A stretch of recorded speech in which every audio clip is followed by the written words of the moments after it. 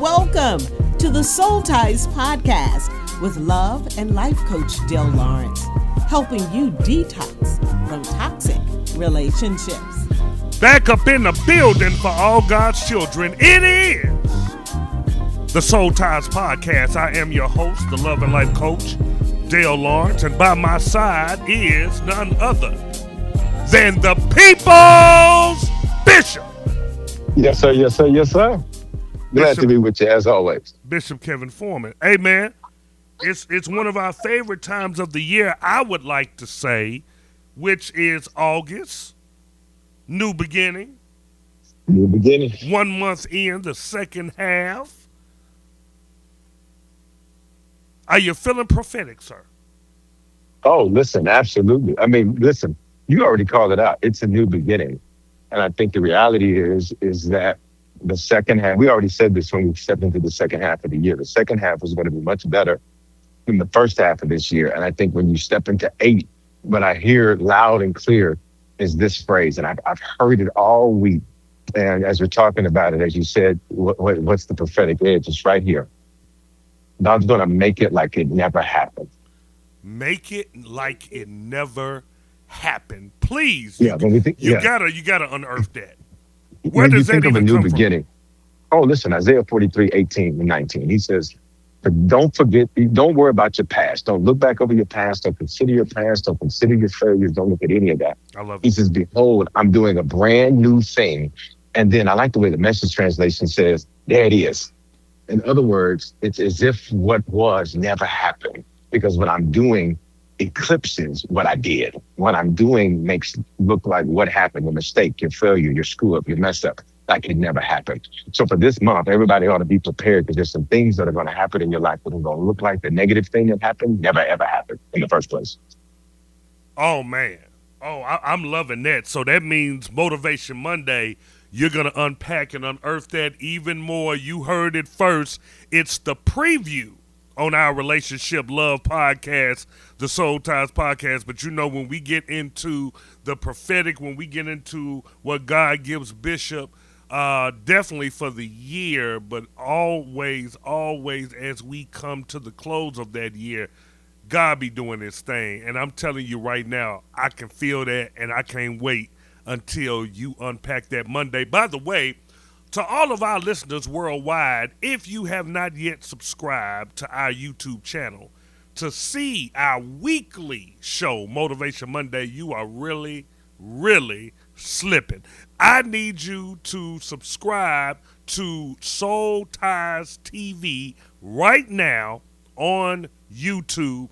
That way you can see Motivational Monday each and every Monday night according to your time zone. Now, let's get into the topic of relationships at hand this evening. Is it worth the work? Is the relationship worth the work? Now, let me Set this one up for me. Let me I was going to say, set this one up for me. Oh, I am.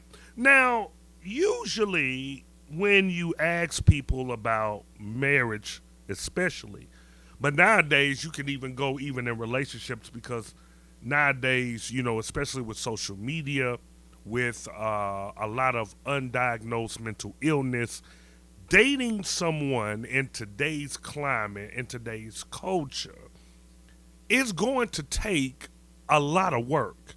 And not only is it going to take work, but it's going to take mental toughness and emotional intelligence.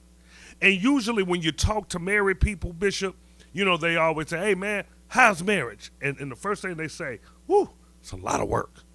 That was Exactly. Yeah, you know, have you heard the same thing? I mean, in all my years of asking married couples, give me your critique on marriage, I'm telling you, almost 90% of the time, that's what they say. It's about the work. It's about the work. Now, I got to tell you, in my late 20s, here was my, pushback to that. Well, I already work.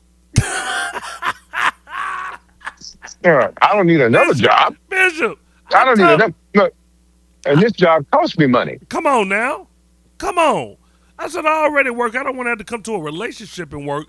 But the older I got and the more I was able to research relationships and really analyze them, you know, I think any and everything is work. The relationship that we have is work. But watch this, it's a job that we love. See, Correct. if you're working and you love what you do, it doesn't feel like work.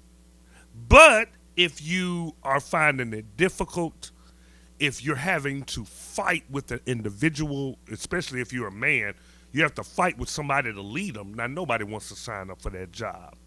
So, Bishop, what say you in the area of putting in work as it pertains to a relationship? Is it worth it? I don't think the question is it worth it? I think the right question is, are they worth it? Mm. Here's what I mean. Some people, what they're attached to is attachment. They like the concept of a relationship. Okay, They like the concept of being with somebody. sure. They like the concept of having a routine. They like the concept. It's not really the person they're into. They're into the fact that the person removes their loneliness. Oh, yeah. Yeah, definitely. The person becomes somebody that they can lay next to. The person becomes somebody they can say, I got a man, or I got a woman, or whatever. I'm married. I got kids. And so I think the real question is not, is it worth it? Are they worth it? Now, and here's the thing. We live in a culture that falsely teaches people that because they assess their individual worth at some level, that that's what you're worth to somebody else. Uh-huh. So culture tells people, you got to know your worth. The problem is that's your worth to you. That has nothing to do with what you're worth to another person. Right. And this is really important because one person, let's use a house, for example. When it comes to property and real estate, you know this about me. When it comes to anything material, I am totally detached from emotional connectivity to material things. Mm-hmm. Mm-hmm. I don't have any attachment to because I have this, that means I'm this. Because I have that, that means I'm that. I just don't subscribe to that. Now, why do I bring that up? Because a woman, a man, may go look at a house and they become emotionally attached to it. And so let's say the house is worth $500,000. But because they're emotionally attached to it, they're offering 550, 600, 700,000, 800,000. So what happens is to them, it was worth more than what it was to the market because of their attachment to it. And I think when you look at relationships, it's the same way. It's not so much is it worth it, it's are they worth it? And for the right person, they're absolutely worth the work. For a person who adds value to you, they're worth the work. A person that is willing to fight with you and for you, and by with you, not meaning going back and forth, but it's a person that's saying, you know what, I'm committed to us. Yeah. I'm committed to you. Right. I want you. Right. I can always tell when I'm doing marriage counseling when it's going to be over How so? in the first few minutes. Because I'll ask you a question like this. What do you want? What's your outcome of this session? And if the answer is anything other than something like this is my person, this is my wife, I love her, and I don't love where we're at. Or, a lady says, this is my husband, I love him, I don't like where we're at. I want them. If I hear something like, we've invested so much time, it's over. If I hear something like, you know what, I don't want to fail, it's over. If I hear something like, you know what, I want to be the first successful marriage in my family, it's over. Because what you are ascribing value to isn't the person, it's the attachment. So many people are attached to attachment, not to the person. Mm. You take anybody, that just happens to be the somebody you took, Mm-hmm. versus that individual. So is it worth the work? I think the right person is worth the work. And the right person is someone that you deem adds value to you. Got it. Got it. Now, earlier in our conversations, because as you guys know, this ain't just for the podcast and the social media. Me and this guy are really tight for real. We talk 2-3 times a day. We're A day. totally engulfed in each A other. day. And if it doesn't happen, it becomes a whole problem. Oh yeah, yeah, yeah. And very rarely it hasn't ever been Does one. it happen? Right. Yeah, yeah. But you made a statement that I want you to unpack, and I think it's perfect for this podcast. You mentioned that love hurts. Can you unpack that? Because see, what some Yeah. people listening may look at, and they may listen to this episode tonight, and they be like, okay, well, I'll put in the work, but they're afraid of the other side. They're afraid of Yep. failure. They're Yep. afraid of getting hurt. They're afraid Yep. of their expectations not being met. And then there's Yep. embarrassment and there's heartbreak. What do you say to a generation of people that are afraid to even walk into quality relationships, all because of the fear factor of them failing? Yeah. I think this is the price of love is hurt. I think the most important thing you can always understand is everything has a cost. Nothing is free. Free ain't free. Nothing is free. Mm, Everything has a cost. Let me give you an example. People say, oh, no, stuff is free. I have a free app. If it's free, that means you're the product. So it's not free because you're about to be bombarded with sales, right? You're right. It's not free. Somebody's paying for that. Advertisers are paying for that. And you're paying for the fact that you're giving up your information to these advertisers. Nothing is free. Free lunch ain't free. X dollars pay for that. mm, Nothing is free. right. Nothing is free. Right. The free bread they give you at the restaurant is built into their food cost. That ain't free. Wow. You're paying for it with your steak. You're paying for Right, the right. breadsticks they give you at Olive Garden. Yeah. That ain't free. Oh wow. That salad ain't free. They're like, oh, free breadstick. That ain't free. Look at That's that. built into the cost. You mean to tell me a piece of lasagna costs $20? Come on now. Wow.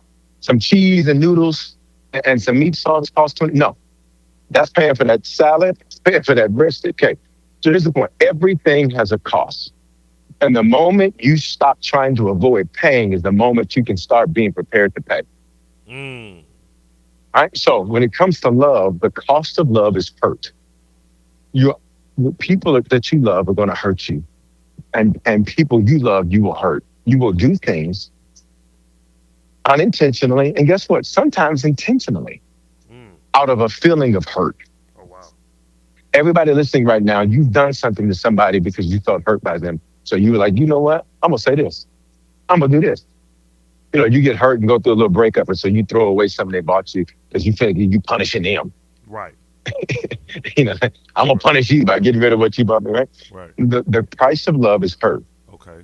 Eventually, 1 out of 1 people is going to die. Now, that's a sobering statistic, right? Because sometimes people live like they have forever, and you don't. And the moment you realize that the cost of love is hurt, you stop avoiding love. You stop avoiding the pain that goes with love Mm-hmm. because the cost of love is hurt. And so eventually, you will hurt people. People will hurt you. That's the cost of love. That doesn't mean it's not worth the cost. You just have to find and identify the person who that cost is worth paying. But if you're avoiding hurt, life is a contact sport. Love is a contact sport. If you're I like avoiding hurt, Yeah. you're all, it's like those guys on the football field. They're trying to avoid getting hit. So they end up doing all these moves Right. and all these sucking and diving and here and there and everywhere. And you ain't going nowhere. And that's what most people do when it comes to love. They've done all these moves. They do all this back and forth, but they've accomplished nothing and they've gone nowhere. I'm doing it. They've accomplished nothing and they've gone nowhere. Okay. All Because I right. think there lay the question. Yeah. Yeah, man. So in our closing, here's what I would want for our soldiers all over the world to take home. If if it's about understanding that love is a contact sport, we're imperfect people. What would give me three? Give me three things that people can look at to be able to gauge whether or not it's worth it. Now I know you said you got to look at their value, but we believe in giving all of our listeners practical, simplistic steps on how to win in life. So, and in their relationships. So, as it pertains to finding someone who is worth it, what would you say would be three top qualities to look at that would deem them to be valuable, that will make one say, you know what, they're worth it's some difficulty here, but you're worth it. Right. This is kind of getting on my nerves, and if Right. it was anybody else, Right. you'll be gone. But Right. because of these things that I see in you, I'm going to put forth the work because I believe in the future. I believe in the potential. I believe Yep. in the purpose of us coming together. Go. Number one, raw attraction. I like that. And Raw. and the reason Break that's it. important, raw attraction. And what I mean by raw attraction is that you have to see somebody that when you see them, and I'm not just talking about a physical attraction. That's important though. But I'm talking about when you see them, something in you draws you to them. So that even when you're Okay. angry at them, even when you're mad at them, your animalistic nature says, I want them. And that's deep, right? I like that. Because most people are taught to ignore that. But the reality is when you ignore your nature and when you ignore how you're built, you end up setting yourself up for a situation where you end up going safe, but safe doesn't save. What I mean by that is that you'll end up making a decision that's logical when it comes to love, but it doesn't have any passion, so it never lasts. Okay then. Because you're just not naturally, you don't have a raw attraction to them. So when you see them, you can be angry as all get out. You can be mad as you want to be. But when you see them, you're like, oh, but I want her. Ooh, I want him. Right? And it's not just physical. It's a natural raw attraction. Oh, It's I what like that. draws you to them. That's good, Bishop. Right? That's good. That's important because when you get mad, when you get angry, when you get all those things, which are gonna happen. So let's just stop. You know, people do this thing, love. I just want peace. Tell me where God promised that. The Bible says he'll give you peace that surpasses all understanding. He never says that you're going to deal with things that are peaceful. In fact, the fact that he has to give you peace is an admission that you're not going to have peaceful situations. So a lot of people, when it comes to love, they're like, it's not peaceful right now. Yep. Okay, cool. When did he promise that? It's not easy. It's not easy. This is difficult. This is difficult. And Isaiah, he literally says, when you walk through the fire, I'll be with you. He ain't saying nothing about getting you out of it. He just said, when you go through it, I got you. Oh, that's good, Bishop. What about love is supposed to be safe? Right? There's going to be some risky moments when it comes to love. There's going to be some risky moments, some moments where you lack peace with the person who once brought you peace. And now, that's me, you lack that peace with them. Yeah. That's normal. That's natural, right? So here we go. Number one, natural raw attraction. Here's the Right. second quality, right? Here's the second quality Yes. that they are, and I'm going to use this word, and it's an important word because it describes relationships that have the potential to last. Okay. They're obsessed with you, Ooh. and you're obsessed with them. Okay. Right? This is one of those qualities, again, most times people don't talk about. Now, I know what people are waiting on. Oh, this is what about they love the Lord? And what about all of those are basic to me. So if you're talking to somebody who doesn't even love the Lord, what you talking to for anyhow? That ain't gonna work. Right. If you're Right. talking about somebody, that kind of thing. But so here we go. That there's a level of obsession. And when I say obsession, it just simply means you're so into that person, you're studying them. So when they're off, you know they're off. When the energy's off, you know it's off. When they're feeling down, you know they're feeling down. Because you studied them, because what um,